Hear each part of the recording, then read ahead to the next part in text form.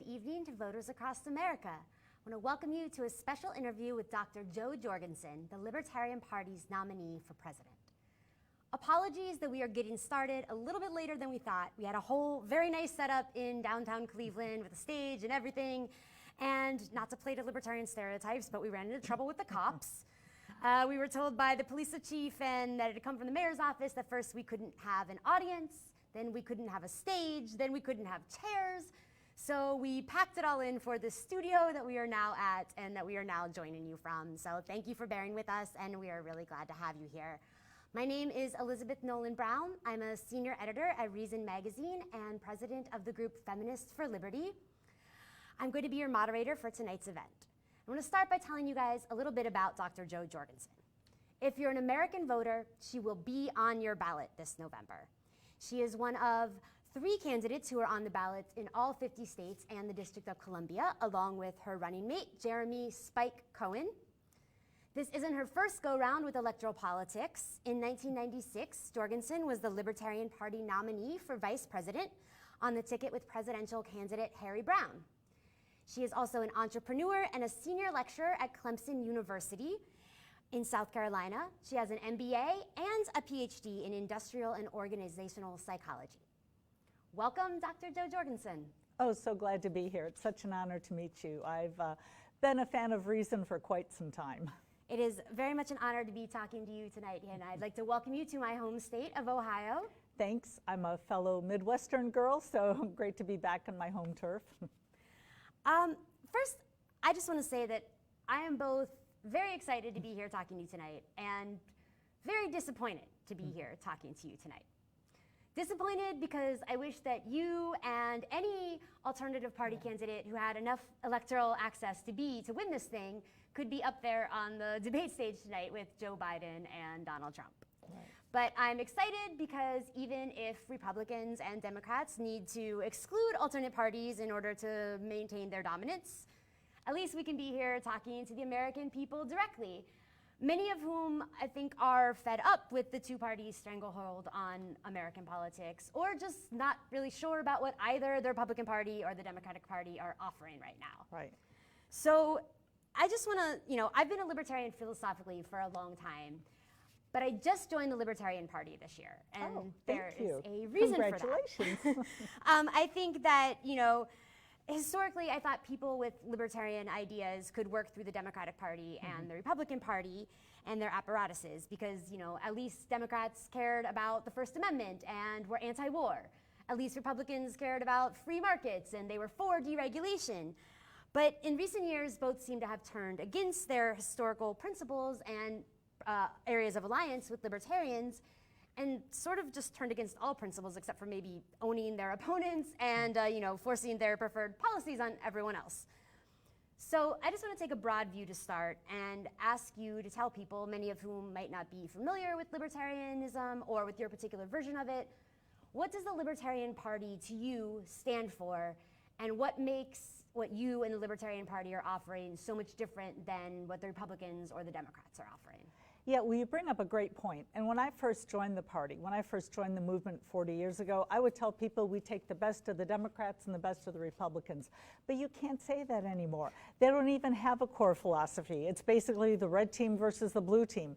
And so now we've got, the Democratic Party, which used to be traditionally the party of anti-war. Now we've got Donald Trump saying he wants to bring the troops home. And what does the Democratic Party do? They say, no, you can't do that. So it's pretty much whatever the other guy doesn't want to do. But to directly answer your question, I tell people that the Libertarian Party is on your side, that you know best what's best for you, not the politicians and special interests in Washington, and that you have the right to make your own decisions and spend your own money. And that's what we're all about. What do you say when, a lot of Republicans and Democrats right now say that with so much going on, with, the pandemic and social unrest and economic uncertainty and a Supreme Court seat at stake, that it's throwing your vote away to vote Libertarian, and a vote for Jorgensen would be a vote for Biden or a vote for Trump. How do you respond to that? Well, I would suggest that voting for what you don't want is throwing your vote away. And let me say, I understand why people voted for Trump. I understand why the polls got it wrong, because basically he won because people who either had never voted or hadn't voted in 20 years got out there and voted, because they said, we want an outsider. We want somebody who's going to go in there and, he says he's a businessman, going to cut the budget, cut spending, bring the troops home. He can get it done. I'm going to vote for him. So I completely understand it. However, he has done none of that. And so what I would tell the average Republican is, okay, if you like the fact that Trump has increased the deficit even more, even faster than Obama, if you like the fact that the debt is even higher than it was under Obama, if you like the fact that he's done all of these things that are not acting like a Republican Party, go ahead and vote for Trump. But if that's not what you want, vote Libertarian and send a message to him, this is not why I put you in office. Now, if you're living in a solidly red state and you are a Trump voter and you're unhappy with him, it's a really easy choice to make. Trump's going to get the Electoral College votes anyway. So why not send Trump a message? This isn't why we put you in office. We put you in office to cut spending. You said you weren't a professional politician, but you sure are acting like one. If you're in a blue state and you like Joe Biden, you might say, you know what, Joe? You guys, you and the Democratic machine, you kept Tulsi Gabbard off the stage, you muzzled her voice. The only anti-war Democrat out there, you wouldn't even let her on stage with you. I don't like what you're doing. I'm going to vote Joe Jorgensen. At least you're sending a message to them that you don't like. But to wrap it up, I'd like to give the overall broad message, which there are 40 million Americans out there across the country who lean libertarian. Many of them haven't heard of our party. Many of them just haven't registered or haven't heard enough about us. If everybody who believed that they have the right to make their own decisions, that they shouldn't be following the lead of Washington, if they all voted the way they wanted to, I would win in a landslide. And I'd like to quote Ed Clark, who was our 1980 presidential candidate. By the way, the first presidential candidate who I ever voted for. And somebody asked him, do you think it's possible for you to win? And his answer was, you know what? If I could sit around the kitchen table of every American family in this country, I would win by a landslide. And that's what I believe in. And that's why I should be on the stage tonight, so that Americans could see a real alternative. Thank you. Let's dive in then to some of the things that I'm sure that they will be talking about there tonight, and I'm glad that we get to be here with you talking about. So much of the response, the big thing on everyone's mind right now, obviously, COVID-19. So much of the response to that, it feels like, from government on either side has been either caught up in culture war or in top-down orders about how everything has to be across the board. What role do you think, just to start broadly, what role do you think that the federal government has in dealing with the COVID-19 pandemic? Well, it's fine for them to pass along information. It's fine for them to inform the American public of what's going on. What's not fine is for them to run our lives the way they've been doing. So when Trump first addressed the pandemic, he made two critical mistakes. The first thing he did was he didn't get the FDA out of the way of testing. And when people ask me, why are you running for president? My answer is because government is too big, too bossy, too nosy, too intrusive. But the worst part is they usually hurt the very people they're trying to help. And the FDA is just one example. The FDA is supposed to be there to help us, and instead they're getting in the way. They're getting in the way of testing. There were dozens of testing kits that we could have used. Instead, we didn't have access to any of them except for two tests in the beginning. Now it's opening up, but they are still being blocked. And the only way to know who can go out and work and who needs to stay home is through testing. The second thing he did is he stood on the stage with Dr. Fauci and said, don't get tested if you don't have symptoms. If you don't have symptoms, no need. And yet, at that very time, they knew that over half the people with the virus didn't have any symptoms at all. Well, that's when you need to get tested, is when you don't have symptoms. So in other words, there were people who had the virus out there spreading it not even knowing that they had it. Now, I realize since then there's been some medical debate. Well, maybe they're not as contagious when they don't have symptoms. Maybe they are. You know, we're learning more about it. But at the time, we didn't know that. All we knew is over half the people who had the virus didn't have any symptoms. So what do? They shut down the whole economy. We lose tens of millions of jobs, and many of those jobs will never get back. And the other sad thing is, just for me, from a personal standpoint, one of my grandfathers is from Sweden. And of course, his family came here the reason, you know, most people come to America. They want freedom. And yet, his home country of Sweden, they weren't locked down. They weren't all under house arrest. They got to go out shopping. Their schools didn't close. They could go out to restaurants. Meanwhile, here in the supposed land of the free, home of the brave, we're all under house arrest, not being able to go to our jobs. So, you know, everything is just backwards, and government had far overreached. Now, let me quickly add, I know a lot of people said, well, Trump didn't shut down the government. No, but he stood there on that stage, you know, using his influence to try to persuade governors to take, you know, to lead the way into shutting down the economy. And then after it's shut down, when he gets what he wants, then he turns around and says, oh, no, I didn't mean that, open it back up. We should have never shut down. Yeah, I got very much the impression that Trump wanted to sort of have it both ways and say, like, I want to do this thing, but no, the governors are doing it. No, like, I didn't do that once it was, you know, in play. So, well, that's a typical politician response. I mean, yeah, I don't see how we're going to have, you know, get back to normal without rapid testing, and I know that they're still sort of holding things up with the way that, you know, the FDA still hasn't approved some at-home tests. Yeah, rapid testing or vaccine or just some common sense. And I saw a headline about that masks might help prevent the flu better than vaccines. And my thought was, oh no, are we all going to now wear masks for the next 60 years and nobody gets vaccines? This is just outrageous.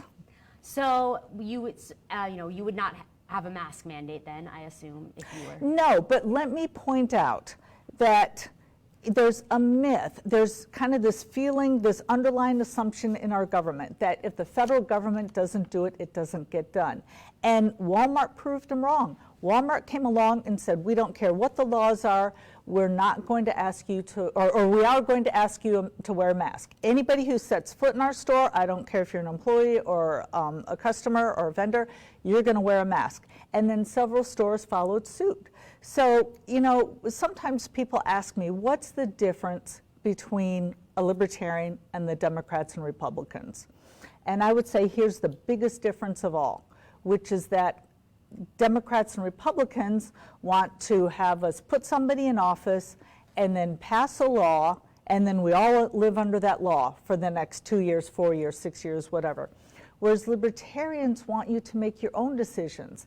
They want you to vote every day, vote with your feet, vote with your dollars. So for instance, with the mask, under the Democrat or Republican way of doing it, they pass a mask mandate. Half the people are happy, but half the people are unhappy, and then we all live under the same laws. Under a libertarian society, we have some stores like Walmart and the many stores that follow them who say you have to wear a mask, but then we also allow other stores, you know, retail businesses, restaurants, whatever, to have to be allowed to operate their business without a mask. So then you every day get to vote. Do I want to live in a society with masks or one without masks? And you get to choose. What about when it comes to federal spending on the coronavirus pandemic?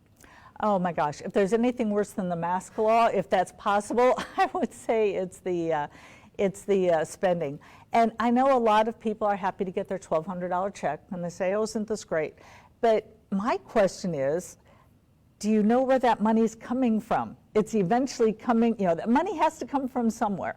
And I heard that the checks were slowed down because Donald Trump wanted his name on it. Well, that'd be fine if the money was coming out of his back pocket, but it's not. It's coming from us. So why would we want to send money to Washington and then have them print checks, send them back to us, but oh, by the way, we're going to keep some of that money aside and we're going to give it to the corporations, the airlines, and other people. And again, I say let the people decide who should stay in business and who shouldn't. Personally, I would rather keep the money, and then I would have spent it on local mom and pop stores in my town, as opposed to letting it go to the big corporations. And here's what makes it worse, is that the federal government, or well, maybe not the federal government so much, but by example, you know, by being in the bully pulpit, and influencing the governors. Basically, they sent the message of, okay, we're going to prop up these corporations. These big corporations, we're not going to shut them down. They get to continue to work. They get to continue to do business. Oh, but your mom and pop clothing store, you got to shut down. So now what happens with the CARES package? Oh, the big corporations get the money. How about we get to keep the money and we get to vote again, vote with our dollars. We get to decide who gives us the best quality, best service, best product. I think we're ready for an audience question. Oh, great. Hi, I'm Jacqueline Chin and I'm a student from New York. Dr. Jorgensen, how will you make it easier for minimum wage workers to survive? Hello, my name is... So the minimum wage is a good question. First of all, the minimum wage tends to affect those people who are at the lower end of the economic wage scale, and people of color more adversely than everybody else. Because typically minimum wage jobs are a way to get your foot in the door. And by the way, when I was in high school, I had a minimum wage job myself, and I was thrilled to get it. And it taught me, you know, how to be a good employee, how to arrive on time, get a paycheck, and do what I'm told. And then I quickly moved up. And if you look at the statistics, you'll see that people who are on a minimum wage job level are not there for long.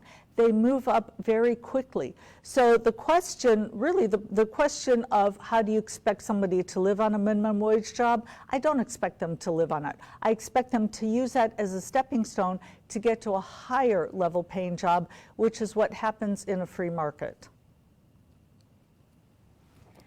That's, you know, sort of brings us back to, on the COVID question, you know, with all these jobs being lost, and you can't, we've shown that you both shouldn't and can't tell people just to not earn a living, right, or to not go out and leave their homes, or to not spend money. Well, they did. Well, they did, but it's not working so well, you know, No. people haven't been following it, and it's not been working out. So, you know, it's also hard, though, to tell people just that they should go back to work necessarily, or that they should go out and spend money. So Right. how do you think that you can, you know, help bring people jobs back and get them out of this recession without that sort of, you know, top-down? Well, and you know what, you brought up a really good point about, you know, paying people to stay home. And I ran into a personal experience. I went to visit the Libertarian Party in New Hampshire. Great group of people, by the way. I mean, Libertarians are great all over the country. However, I spent more time up there in my VP campaign. I've gotten to know them. And we went to this great restaurant, great food, and it was probably, and I'm not going to name the restaurant, but it was probably the worst service I had seen. And I was like, wow, this is really unusual. I've never been to a place like this, where there were 3 of us in the group, and 2 of us had completely finished eating before the 3rd person even got his food. And we had to go to an event, so we had to leave before he even got his food. So then, of course, we have to arrange car transportation and all that. Well, I found out later what had happened was that the government paycheck started, and that a lot of those people were being paid more to stay home than go to work. And out of something like 25 employees, only 3 people came back to work. And so this poor restaurant owner had to train people, new people. Like, how do you do that? How do you train, you know, 90% of your staff overnight? You can't. And I'm amazed that he did a job as well as he did. So once again, we've got a free market, we've got people who are willing and able to go out and work, and then the government gives perverse consequences. They give a reward for doing the wrong thing, and we end up with an upside down economy like we have. So yeah, so how do we get how do we get over this recession? How do we get back on track? Obviously, we need more jobs. We need deregulation. We need, if you look at what the Democrats and Republicans have done, we've gotten something like 450 federal agencies with something like 60,000 pages of regulations. So once again, the corporations have the advantage. How is the little guy supposed to stay in business? But it's very clear that money left in the private sector, money left in the hands of business owners, create twice as many jobs as money put to the federal government. And here's my question to you. Would you rather have the money in the hands of, Bill Gates or General Motors and have them create jobs? Or do you want to give that same money to Trump or Biden and let them hand out jobs? I say let the people who are producing create the jobs. So that's when we're doing, that's how you do this when we're dealing with the COVID-19 pandemic. Mm-hmm. What about in normal times? I know, Trump talks a lot about bringing back, well, I guess both of them talk a lot about, bringing back manufacturing jobs and things like that, and seem very much focused on this backward-looking view of how we're going to get jobs. Do you have any prescriptions for how you would, help increase the jobs that are available to Americans, or at least their ability to get these jobs? Well, yeah, and he did start down the right path of that, yes, but didn't go nearly far enough. We do need to way reduce regulations and way reduce corporate taxes to get them out. But again, the federal government doesn't create wealth. The federal government doesn't create any jobs. In order to get the economy going, we need to increase the economy here. And again, here's a question that I sometimes ask people. Let's say that you've got $10,000, let's say you've got an inheritance, $10,000, and you want to put your money to good. And maybe you want to help people, whatever. Maybe you want to help your friends start a new business, loan them the money to start a new business. Maybe you want to give it to charity, give it to some local charity, or give it to a church. Or would you give that $10,000 to a federal government program?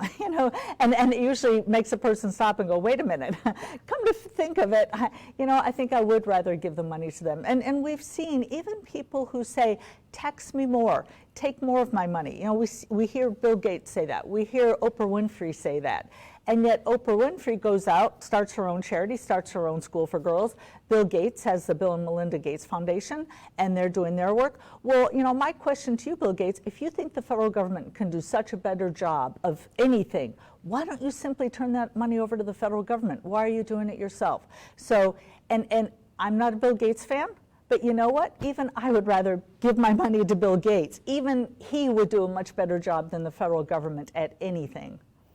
Yeah, and one of the things I find with the federal government, whenever they have the money, so much of it just goes to the administrative part. So when you have, they're trying to do good work, but too much of it goes to the bloat. Mm-hmm. So yeah, people know how to spend their money, whether it's for charity or not, I think. And you mentioned bloat. It's funny you said that. So professors tend to be a little liberal, and when I went back and got my PhD in industrial organizational psychology, so it's basically business psychology, one of my professors who knew I was a libertarian said, well, Joe, the private or businesses have bureaucracies too, not just the federal government. And I said, yeah, but I'm not required to support it. Right. I don't get my money taken away from me. If UPS has too much bureaucracy, then I go to FedEx because their prices go up. If FedEx gets too much bureaucracy, then I go to FedEx. So, the winner gets to come out ahead with lower prices, and I get to go to the winner, and I don't have to pay those bloated prices. I think what you said about, the president doesn't create jobs is obviously very true and important. One of the few things, that I thought that Obama did well in this regard was push the occupational licensing reform thing, which, there's not a lot of federal occupational licenses, right. But he at least made nods towards that. Do you think that that's an area that's good for, the federal government to get involved in, at least helping, or would you be, I guess, what would you do with regards to occupational licensing? And do you think that's a big issue? Oh, it is. It absolutely is. Now, you're correct. It's not a federal issue. If I were running for a local office or for state office, absolutely. That would probably be one of the top things on my list. Because, you know, we just had the guest here ask about minimum wage. Well, what if you could start a business in your home? What if you could start, you know, braiding hair or cutting hair or whatever? What if you could start a business without going through all the corporate, or, you know, the lawyers to get incorporated, without going through all the licensing? And, oh, by the way, if you want to cut somebody's hair, here's what you have to do. Or even worse, let's look at hair braiding, which I had this discussion with a black preacher who said, well, that's a cultural thing for us. And I said, well, exactly, but here's what the government has done, is if you are a black woman who wants to braid hair and you want to charge your friends, neighbors, family, whatever, what the government is going to do is going to make you spend thousands of dollars to take classes which sometimes don't even include what it is you want to do. We saw that with eyebrow threading years ago. They were required to take classes on something they weren't even getting licensed for. And oh, by the way, who's getting the money? Your competitors, because you have to take the classes from them. So now you've got somebody who's poor, disadvantaged, who's concerned about making a minimum wage. And what they have to do is they have to spend thousands of dollars, give it to their competitor, spend thousands of dollars with the government, with lawyers, business licenses, and so forth. Why not just let people start a business out of their home? It's ridiculous. So yes, anything at the federal level, that should be pretty easy to get rid of. But again, that's mostly state and local governments, and of course libertarians at all levels. You know, we were looking at some of the people running for office at a state and local level, which, by the way, libertarians out there, please support your state and local candidates. If we can get them into office, we can get rid of these egregious laws. Thank you. I think we are ready for another video question. My name is Kenita Watson. I'm from Sunnyvale, California. Dr. Jorgensen, I'd like to hear your opinion on what you think needs to be done in the area of criminal justice reform, and in particular, how this would impact people of color. Well, that's an excellent question, and I think you make a good point to bring up people of color, because yes, the criminal justice system needs to be fixed at all levels, and especially for the people of color. Now, obviously, we need to get rid of the things that we've heard about in the news, such as no-knock raids, qualified immunity, militarization of the police. All of these things are just egregious. I would like to spend a few minutes on the war on drugs, though, because I hear so many people say, well, I don't use illegal drugs, so that doesn't really affect me. I don't care about that. But what I would like to point out is that if you have children in the school, if your house is broken into, you need to worry about it. That, well, here's a question I ask. When's the last time you heard of a liquor store owner going up and down the halls of a high school trying to sell gin to high school students? Or when's the last time you heard of a vodka addict breaking into houses to support a vodka habit? Or when's the last time you heard of two liquor store owners having a shootout over the best corner? Those are not drug problems. Those are drug prohibition problems, and they affect all of us, even those of us who don't use illegal drugs. So we've got to get rid of this madness. You know, you go back to alcohol prohibition, you can see how poorly it went. We had gangs, we had Al Capone, we had shootings in Chicago where Al Capone was known to, you know, that was his major place. And now what do we have? We've got drug gangs. And drug gangs in Chicago with shootouts with innocent people being shot. And if you look at the drug laws, first of all, they break up families, and you know, of course, all families, but in particular, people of color are discriminated against with that. Because first of all, if you look at drugs that people of color use versus drugs that whites use, the drugs that people of color use have longer prison sentences. And, oh, by the way, even though people of color and whites use illegal drugs at about the same rate, about 6 times as many people of color are locked up. So we need to get rid of that, and we need to get, you know, put the help where it belongs. If we have substance abuse problems, we need to look into that. So in general, we need to get rid of so-called victimless crimes. If there is no victim, there is no crime. And we should be allowed to own anything, any, I mean, not anything, let me say any object, any inanimate object, whether it's a gun to protect yourself or whether it's drugs for whatever reason you wish. It's the prohibition that's causing the problem, not the drugs. And so that would help end part of the racist, the problems that we have, the racist war on drugs. That's had a quadrupling, by the way, of our prison population since 1980. And I'd like to point out that we have about 5% of the world's population, but about 20% of its prisoners, and that's just egregious. The United States pretty much leads in that area. So to follow up on that, what would you do then? What steps? How do you end the war on drugs? I agree, we need to do that, and it's a really good thing, but so how do you go about dismantling this? Well, the first thing I would do, first day in office, is pardon anybody at the federal level. Now, I can't do that at a state or local level, but at a federal level, I would pardon anyone convicted of a so-called victimless crime, which isn't really a crime. And then I would go to my attorney general and say, okay, we're not going after these people. You know, if you keep arresting people, if your people keep arresting people and putting them in jail for victimless crimes, I'm going to let them out the next day anyway. So just stop it. You're wasting your time. And then I would work with the Attorney General to just start decriminalizing drugs.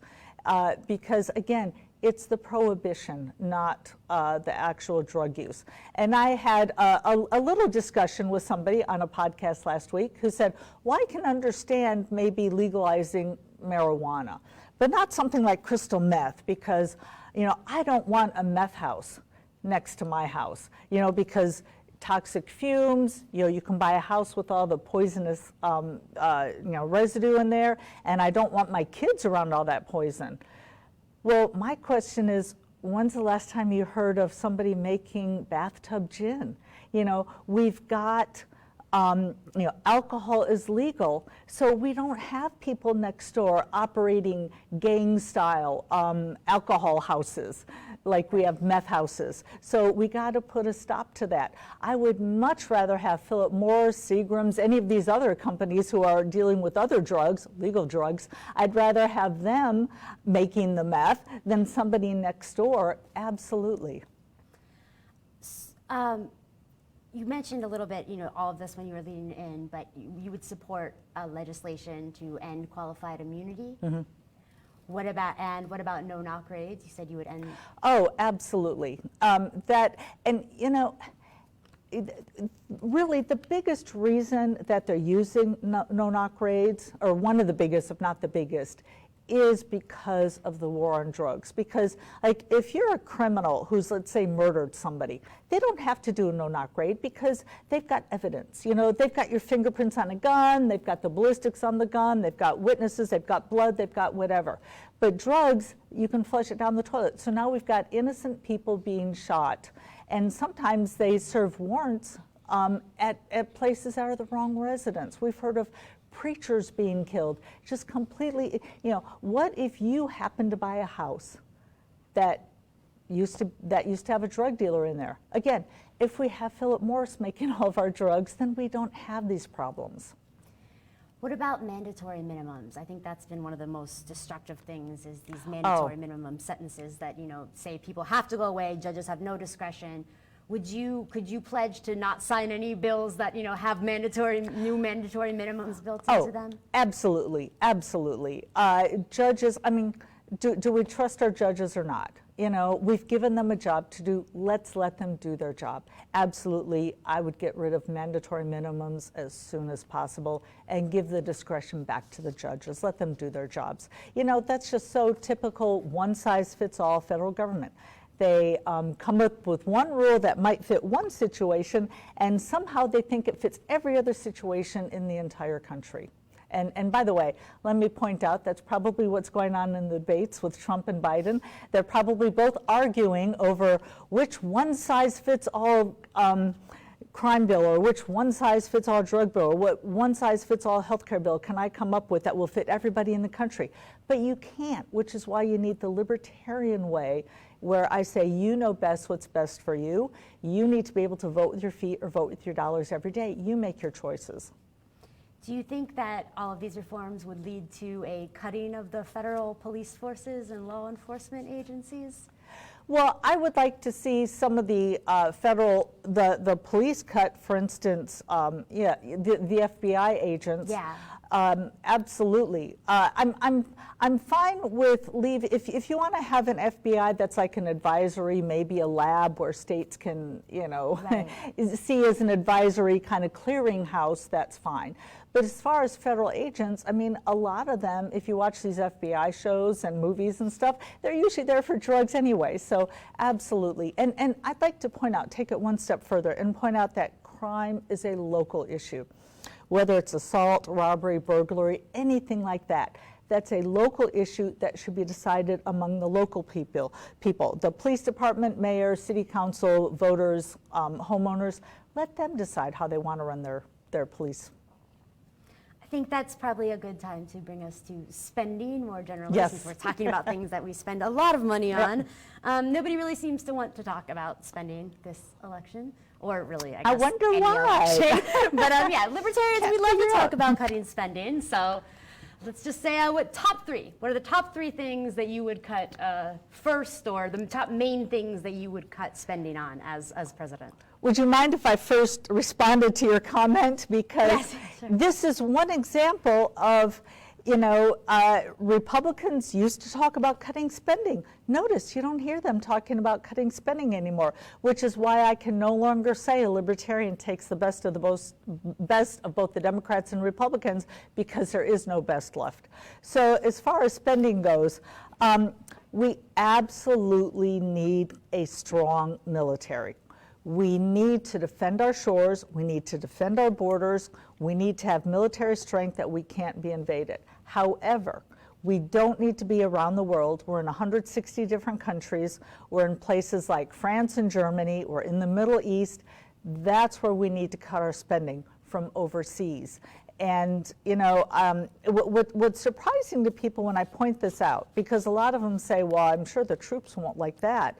Actually, they love it. And I've talked to so many people who've come back from Afghanistan or Iraq, and they say, I've seen things that nobody should ever have to see. And we're not doing any good over there. We're not helping. Why are you ruining lives like this?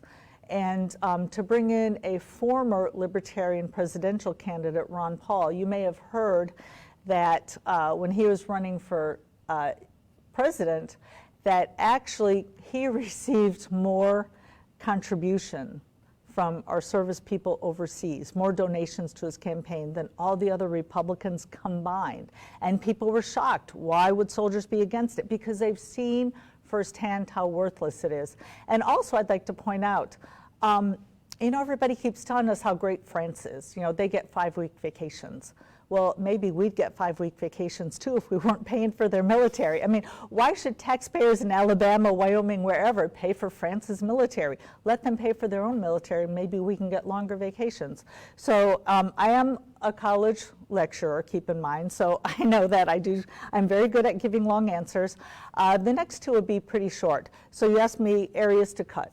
First one, military around the world, but not military defense for our country. The second, Department of Education. Depending on which numbers you look at or where they go, somewhere between $500 and $1,500 per pupil goes to the federal government. And for every dollar that goes to the federal government, you only get something like 11 cents back. So why are we putting money into a Department of Education? Again, just like I said, crime is local, so is education. Parents, teachers, and students, the needs of rural Appalachia, much different than the needs of students in New York City or people in Ohio. Let them make their own decisions. No reason to have a one-size-fits-all federal government. And third, it would be aid to foreign, basically foreign dictators, foreign governments. And, I'm not against, if Americans want to donate their own money to certain countries around the world, that's fine. That's their freedom. That's their right as an American citizen. But the government shouldn't forcibly take money and give it to other countries around the world. I think we're going to get into a little bit more about military and Okay. foreign policy in a little bit. But first, just to, sort of, I think people hear cutting spending too, and sometimes it's like, how is that going to help me? And maybe that's why people don't like to talk about it, because your average, voter hears that and it's like, that just seems like I'm going to get less stuff, less services, less things. So why do you think that, these reforms, cutting these spending things would help American voters? Yeah, and I have had some people say, well, but wait a minute, even if you cut military support over in France, we've still got a local factory making aircraft, or we've still got, people making supplies. And my answer is, okay, well, that money's got to go somewhere. So instead of spending that money on military aircraft, why not buy a trip and go take a vacation? We can still have the jets, but instead of using them around the world, how about you get to go somewhere for vacation? So you've still got that, rather than having that money taken from you to be put somewhere else, wouldn't you rather be in control of those dollars? And again, education, right now we've got teachers who are taking, this is just a crime. We've got teachers taking money out of their own pockets to buy boxes of Kleenex and crayons and stuff. Wouldn't it be nice if $500 per student got to stay there? At least our teachers wouldn't have to be taking money out of their own pocket. So all of this, and that's the, that's the thing. I got to admit, I'm a numbers person. I love numbers. So I'd like to point out that, we're talking, trillions and dollars and stuff, but I would tell every American family, look, how would you like to have that extra money for education for your kid? And maybe you could send your kid to a different school or a better school.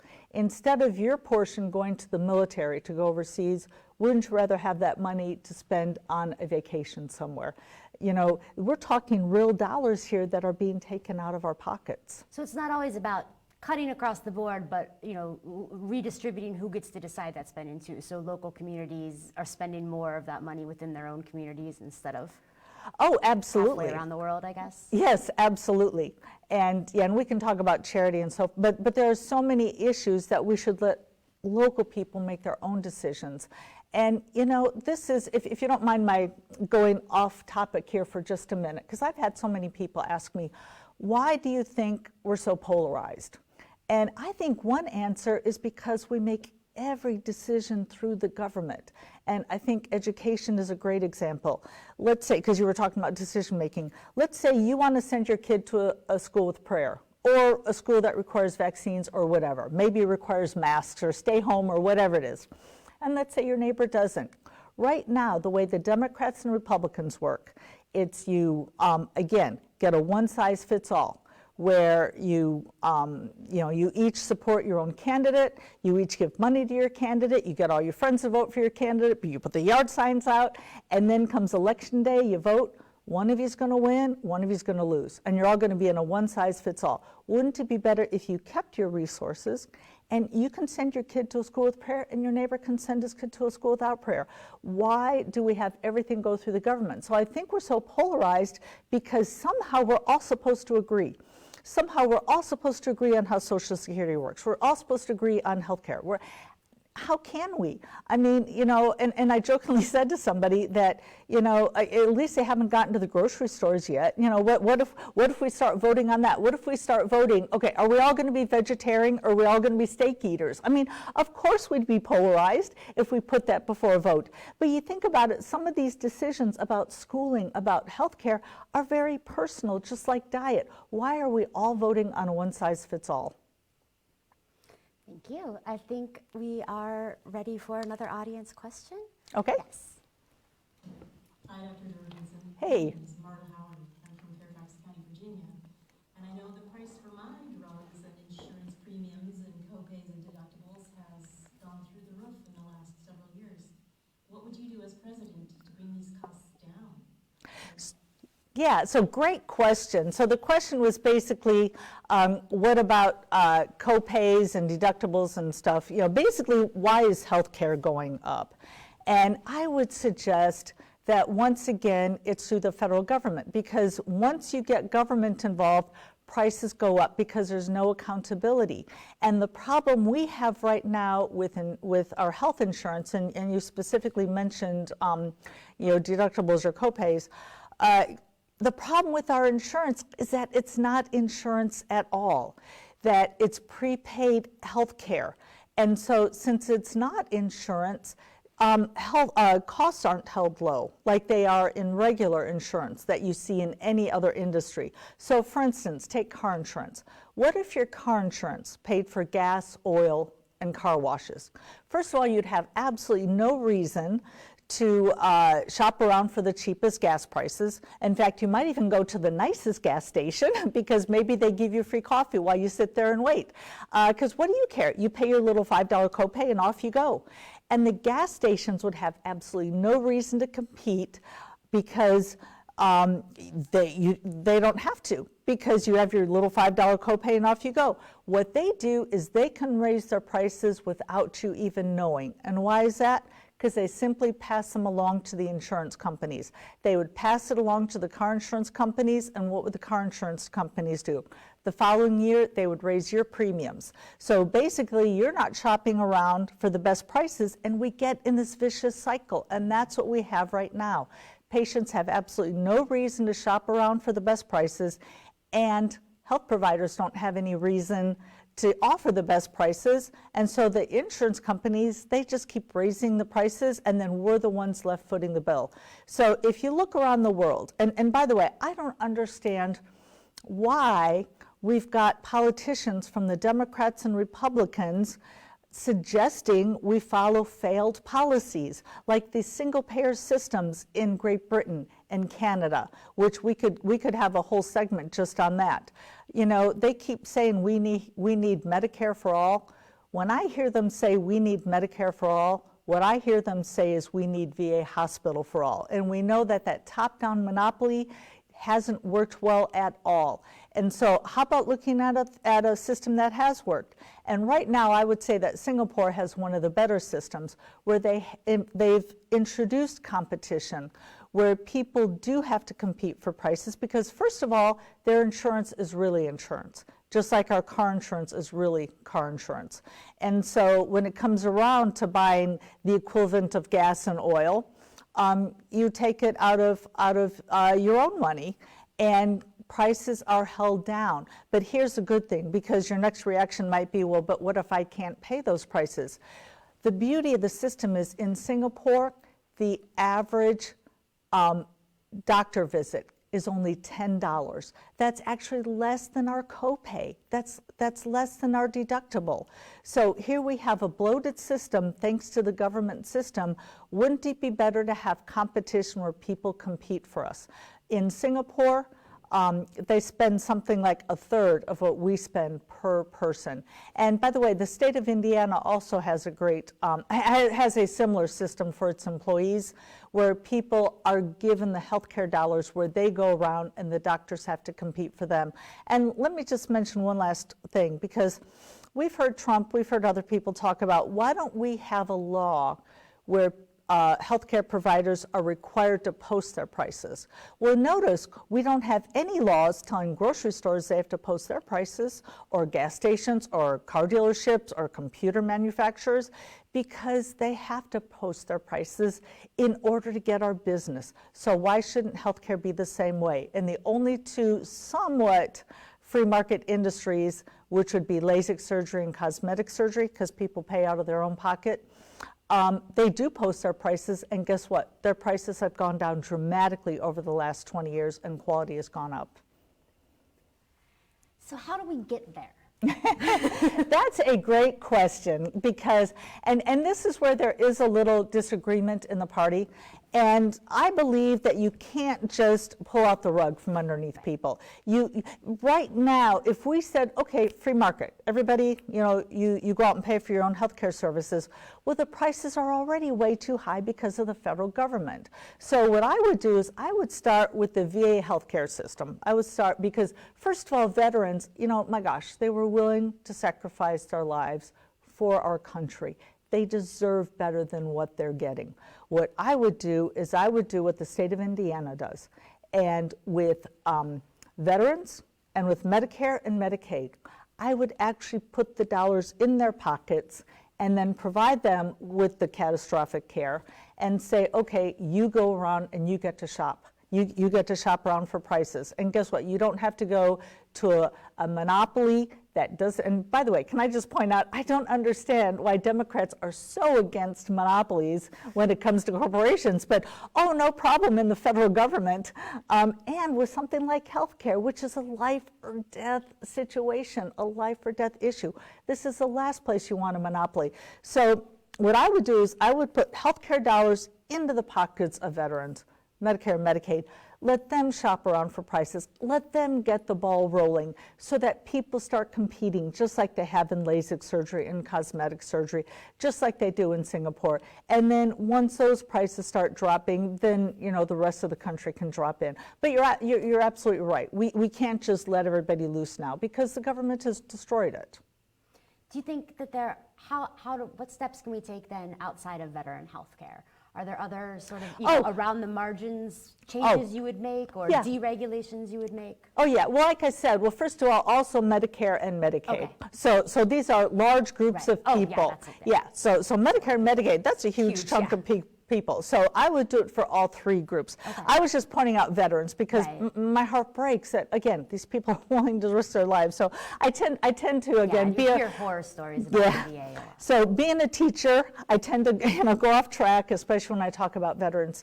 But yeah, those are large enough groups of people that I think we can get the ball rolling.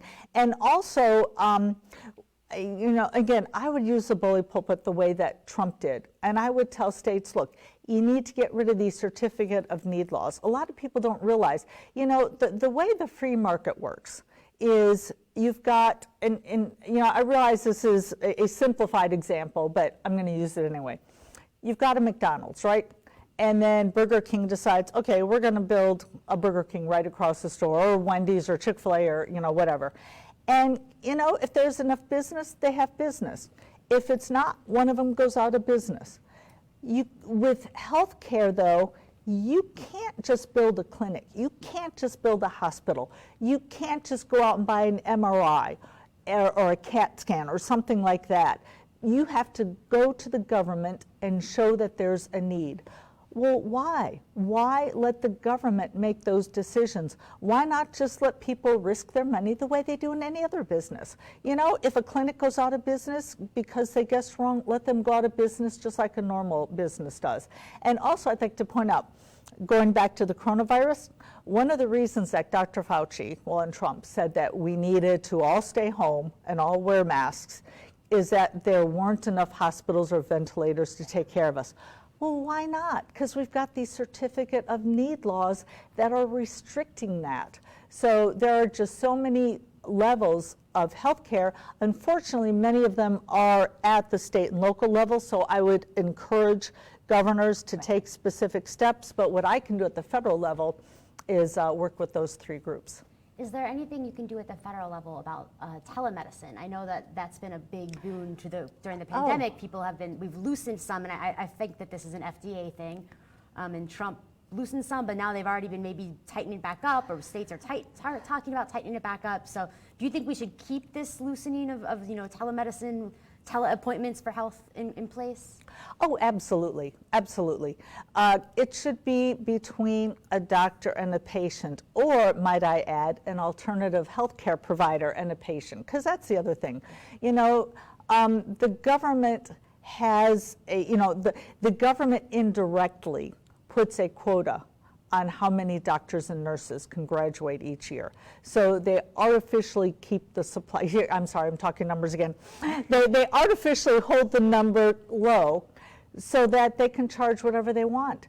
And, I remember when I was getting my MBA, and this was when, we were just coming out of a recession, and they were talking about how people with English PhDs were driving taxi cabs. Well, notice, we never hear about medical doctors driving taxi cabs. It's not like, well, there's not enough places for them to work. That's because they keep it artificially low. I mean, you keep anything artificially low, plumbers or hairdressers or whatever, prices are going to go up because there aren't enough of them. Now, no, that doesn't mean I want medical doctors to be driving taxi cabs. I mean, I know what the media is going to do with that. You know, Joe Jorgensen wants medical doctors to drive taxi cabs. Absolutely not. What I'm saying is, let's let the market decide how many doctors we need. Let's let prices give that information of how many doctors we need, and not bureaucrats in Washington. Also, you know, another thing I think that I talk about a lot is, you know, not making drugs over the counter that should be. A big one is birth control pills, which are super safe and effective. They're, you know, been proven to be as safe and effective as aspirin, and yet they're not available over the counter. So is there room for, you think, for us to have more, you know, medicines over the counter than currently are? Oh, absolutely.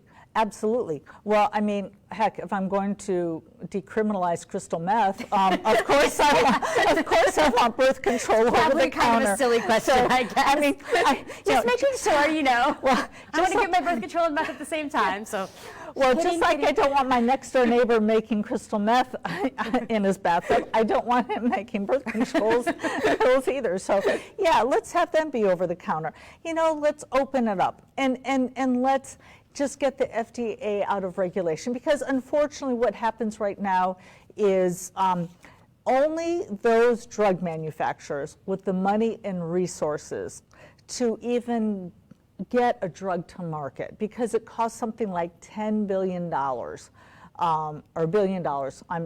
You know, with the government, there's so many zeros. Yeah. $1 billion. It all sounds the same. It's you know, yeah, it's like, yeah, those billions start heading up to real money, right? Yeah, no, it costs something like $1 billion, $1 to $2 billion per drug to bring it to market.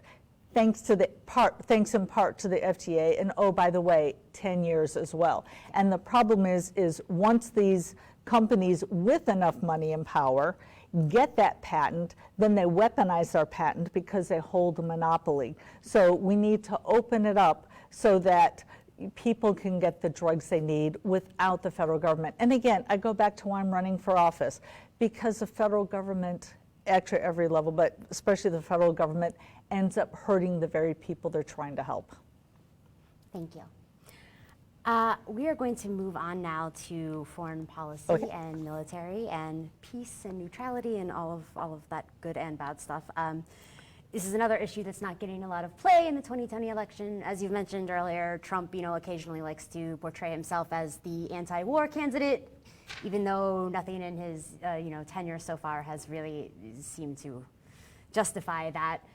Democrats often always, you know, talk about them being to the left of Republicans on military issues, but then vote for everything that Republicans want, or when they have the power, end up sort of, you know, voting for the same level of spending and getting us in the same involvement. So, as president, how would you actually begin to disentangle us from all of our military engagements, or actually begin to bring troops home? Excuse me. Well, the good news is, as president, I can do that. As commander-in-chief, I get to do that. And I would begin that on day one. And you know, some libertarians don't think I bash Trump enough. But let me say, you know, I've been a libertarian long enough. I know what it's like to have the media against you. I think that Trump might have actually been sincere when he said he wanted to bring the troops home, but I think he was unwilling to get rid of the military-industrial complex. You know, there are so many special interests. These people are after their livelihoods. And some of these people in the military, when they retire, they get these highly paid consulting jobs where they make, you know, as much money in a month as the average person makes in a year. And it's hard to fight against that. So he talked about draining the swamp. You know, he definitely didn't drain the military swamp.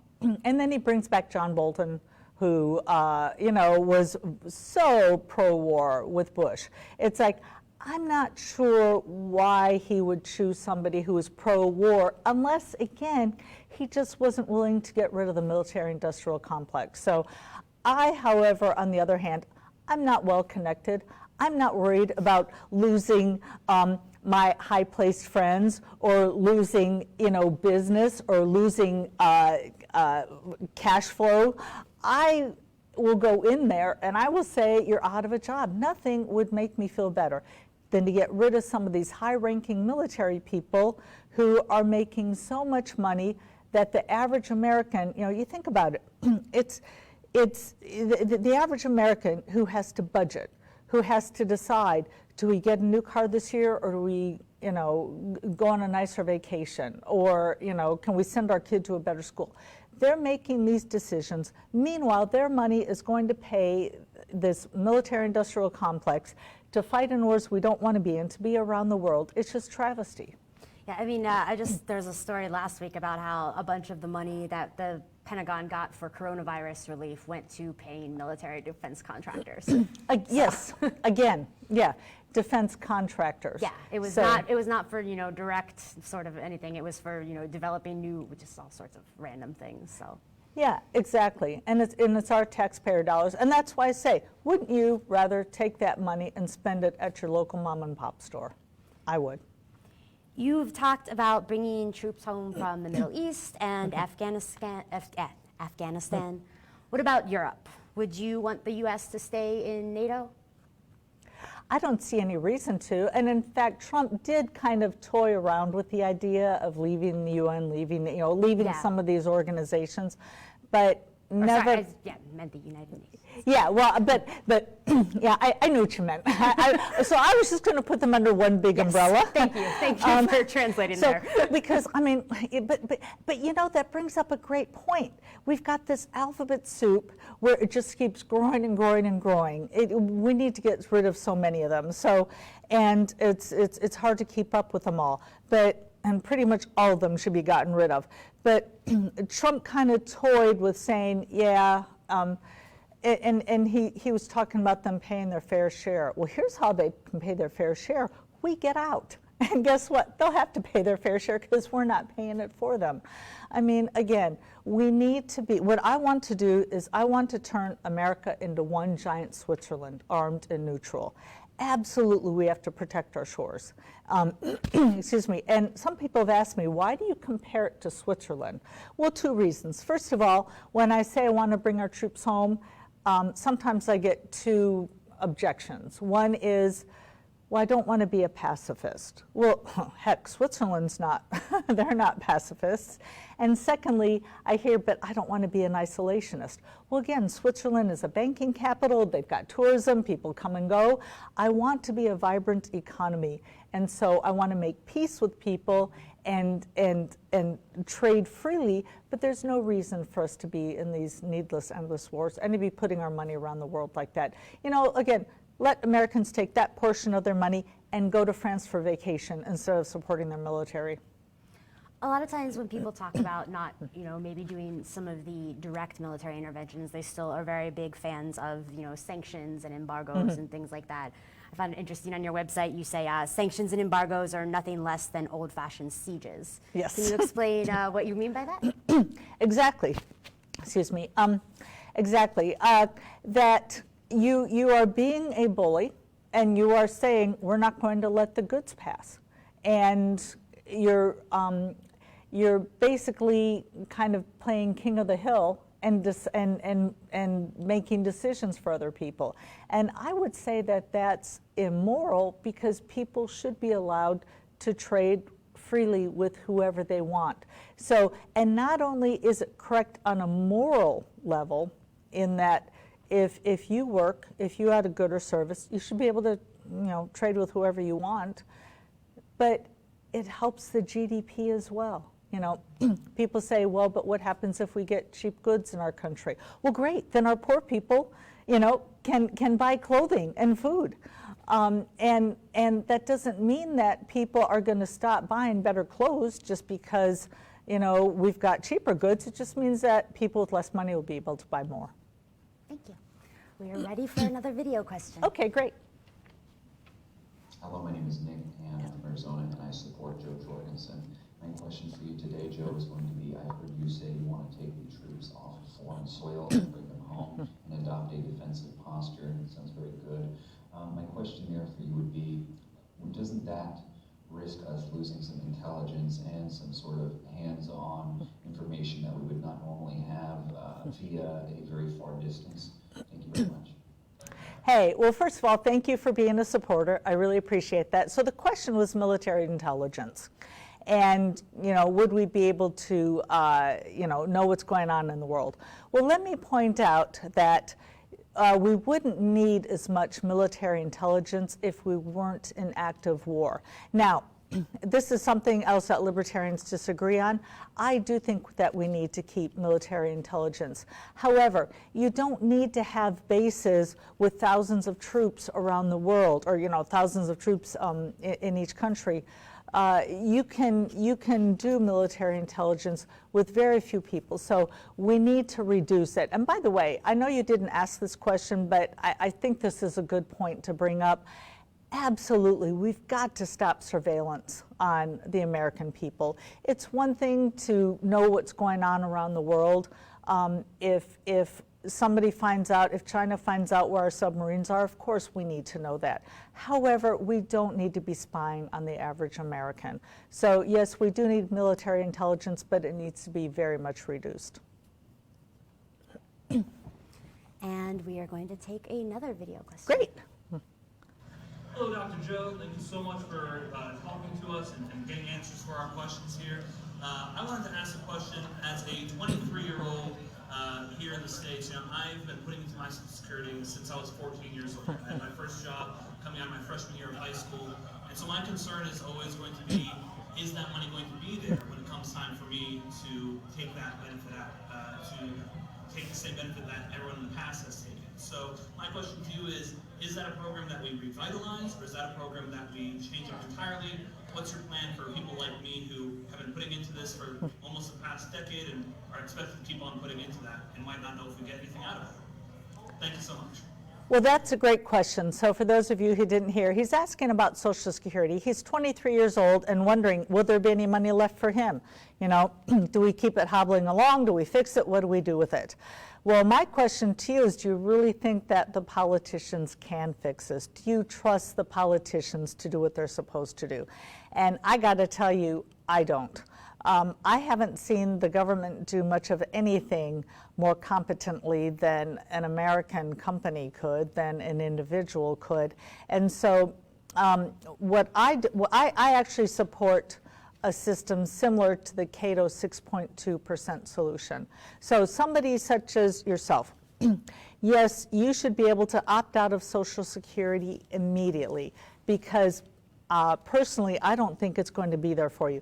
In fact, I'm talking to 50-year-olds who don't think it's going to be there for them. So I think being 23, I think that'd be very overly optimistic to think that it would still be there for a 23-year-old. However, we can't yank the rug out from grandmother. Not every grandparent has grandchildren who can support them. We don't have the private charities out there that are ready to take on that kind of load. Now, keep in mind that the money that was taken from these people and put into Social Security, first of all, it was taken out of their paycheck before they even got their paycheck. So it was taken out from them against their will. So I think we need to make good on it. And secondly, it wasn't put into the lockbox that Al Gore told us about. Instead, it was used to run the government. It was used to spend money on things that should have never been bought, like downtown office buildings and so forth. So what I would do is I would sell government assets, such as downtown office buildings, oil rights, mineral rights, and so forth. Get government out of the stuff it should have never gotten into to begin with. Now, their money was used to pay for that. Let's sell it, give them their money back that they put into it, and then they would be in control of their funds so that they would have something that they could rely on and not be under the whims of Congress. Because so even people who are on Social Security now, they worry every year, are we going to get a cost of living adjustment? Are we going to get an increase this year? So again, we need to take it out of the hands of the likes of Nancy Pelosi and Donald Trump and put it into the hands of the people who earned that money. All right. That was the last of our video questions. So okay. We've got a few more questions from you now. Okay. Changing gears a little bit from that, you say on your website that the freedom to trade and travel is fundamental to human liberty. Mm-hmm.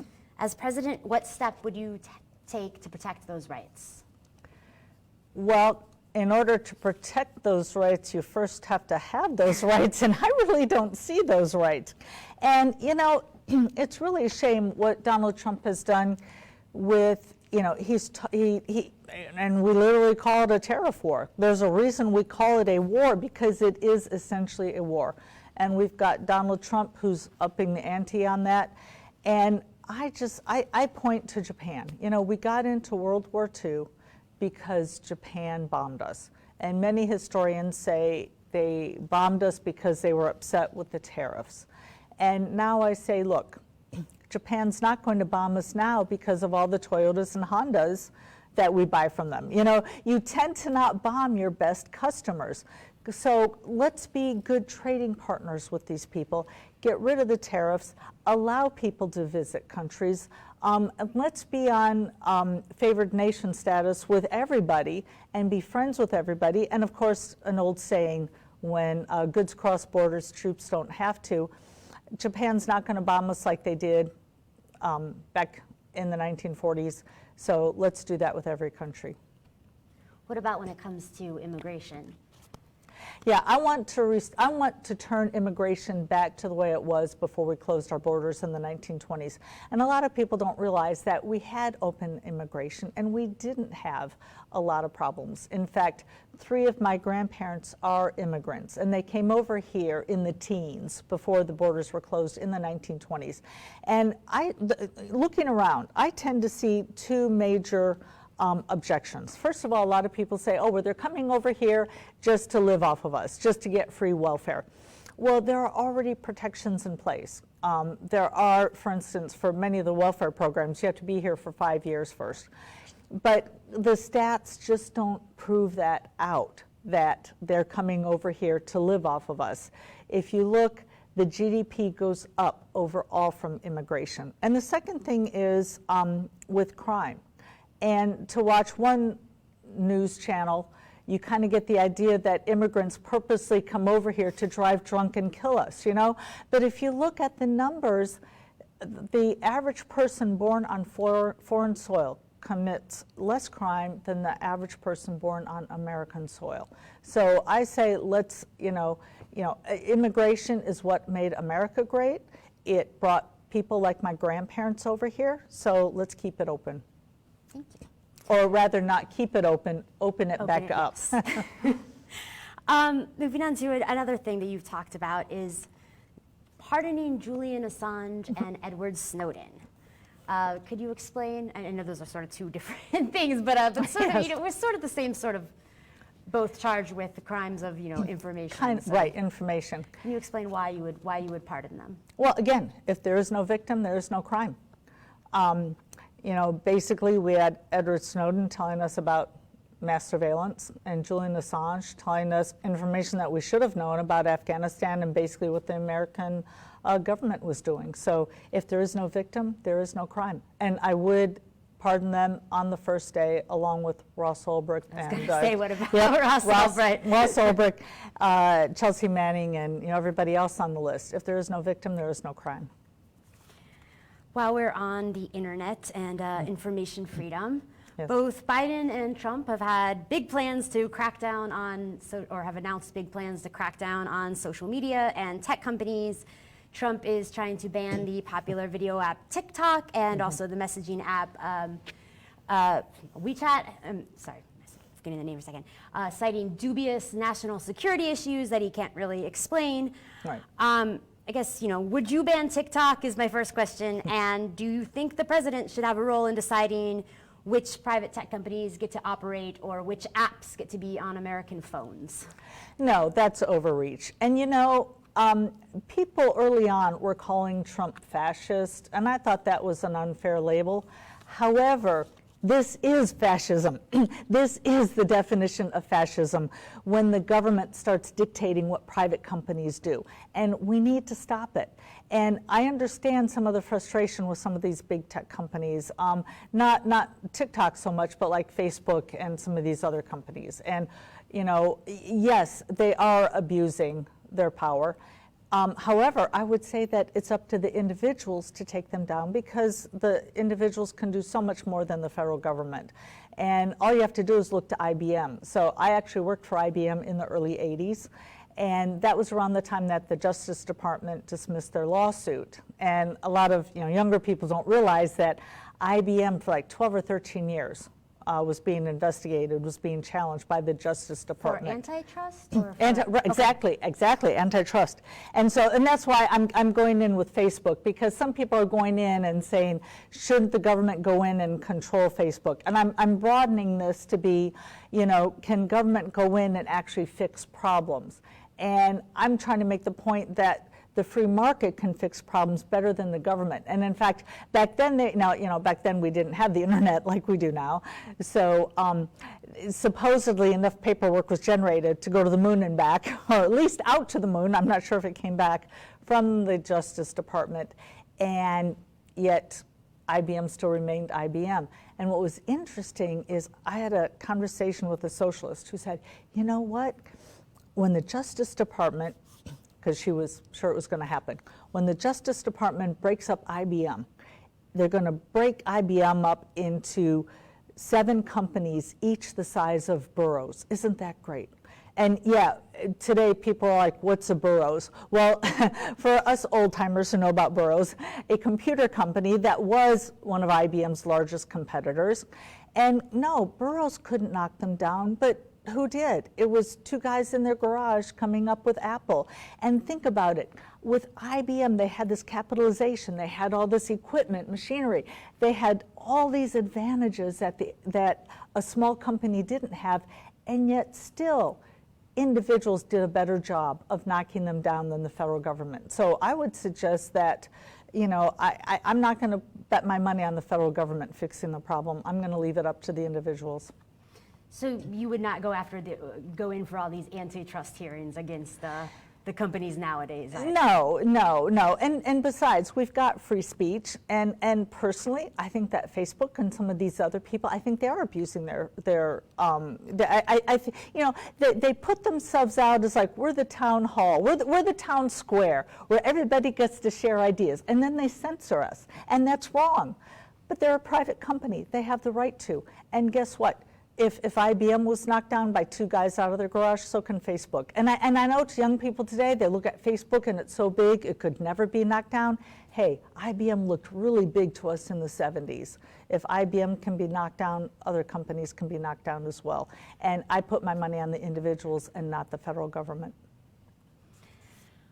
That brings me, I guess, to maybe my last question here. And since you were talking about the 70s, we'll go not quite back that far, but since you ran for election, since you ran as the VP candidate back in 1996, what are some of the biggest changes that you see in the political process, or in just with the election hoopla, or anything like that since between now and the last time that you were running?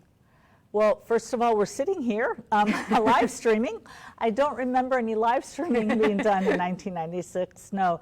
But the saddest difference is I remember I was railing against the size of the federal government, railing against the $5 trillion debt. And such a big hole we had dug ourselves into. How are we ever going to dig ourselves out of a $5 trillion debt hole? Now I look back and that actually sounds quaint. Now we've got a debt that's 5 times that size. And it's just ridiculous how, libertarians have been sounding the alarm that government is getting out of control. I'm hoping that people are finally waking up to that. And, I've been so, my heart has really been warmed during the coronavirus, because for a while there I was thinking, you know what, I think maybe Americans are just losing their individualism. They're losing their independence, their go get it, get out there and get it done. And then after we were all put under house arrest and all told to wear masks, then I see the people in Michigan storming the State House. I see them protesting. And I'm like, you know what? There still is a fight left in the American people. They really do realize that freedom is the way to go. There are people who want their freedom back, who realize that they know best what's best for them, that they can spend their money better than any special interest or bureaucrat in Washington, and that they should make their own decisions about healthcare, about education, about how crime is handled locally, all of those decisions. And so it's really great to see that. And so I'm hoping now, even though we weren't able to do it in '96, I hope now that people are really seeing, and I'm seeing it myself, I'm seeing people saying, you know what? Yeah, the government just has gotten into my life in too many ways. And so I'm hoping to change the course of this country and before we dig ourselves into an even deeper hole. Well, thank you very much. Oh, that well, was thank the you. last question I had for you. So I don't know if you want to tell people where they can find you and what they should do next if they are intrigued by things you've said here tonight. Oh, thanks, yes. So our website is joe20.com. That's JO20.com, Joe without the E, or the better Joe as people have been calling it. And I would like to point out, you know, 75% of our volunteers are from outside the party, and it's been that way pretty much from the start, which is pretty unheard of for a libertarian campaign. And so it just shows that people are sick of the old way of doing things. And so, yeah, if anybody here loves our ideas, you know, please check out my website. We're at joe20.com and see how we can change your life and how you know better how to support your family. You know better what your family needs. You know better how to spend your money than anybody in Washington. So thanks so much. Thank you. And I am Elizabeth Brown. You can find me at Yes. reason.com or feministforliberty.com or on Twitter at @ENBrown. I hope it's okay that I just plugged all that. And thank you so Absolutely. much for talking to me tonight. This has been lovely. And Oh. thank you, everyone. Round of applause here for Joe Jorgensen. Yay. Thank you. Thanks. Thanks.